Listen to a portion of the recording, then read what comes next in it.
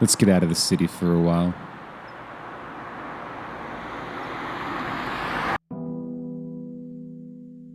Let's reconnect with nature.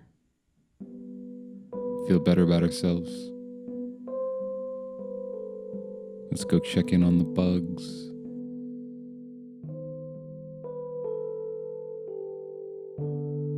Here we have the sad case of Argentinian aunt Valentina Classelmore.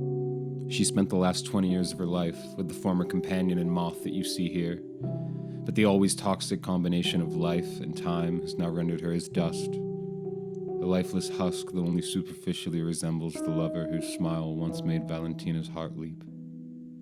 Unwilling to accept such dismal news, Valentina shakes at her former lover, desperate to have but one more moment with her before their souls are separated for eternity.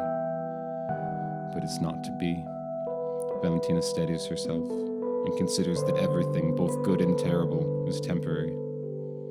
She now prepares to move on, to live out the rest of her days wholly aware of just how incomplete she now is.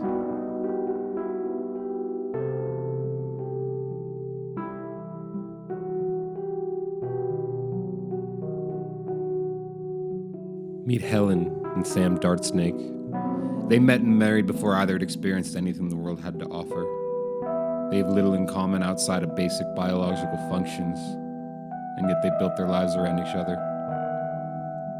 They've never experienced the exhilaration of true love. Or take this tale of hardy Doug Gruntsman. He walks to work every day, 30 miles. It takes him 6 hours. Then he works for 12 hours, only to have to then walk home another 6 hours. At which point he must, of course, then immediately turn and walk back in order to arrive at work on time.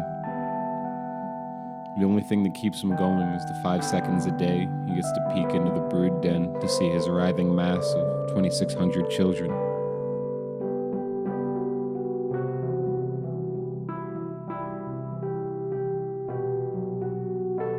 Finn spent his most productive years utterly rudderless, devoid of ambition or goals. His only compass in life has been his complete hatred of his father. Now at 45, he has no choice but to accept that he's exactly like his father, and his father before him. Life, for all its possibilities, can certainly end up leaving one feeling quite confined.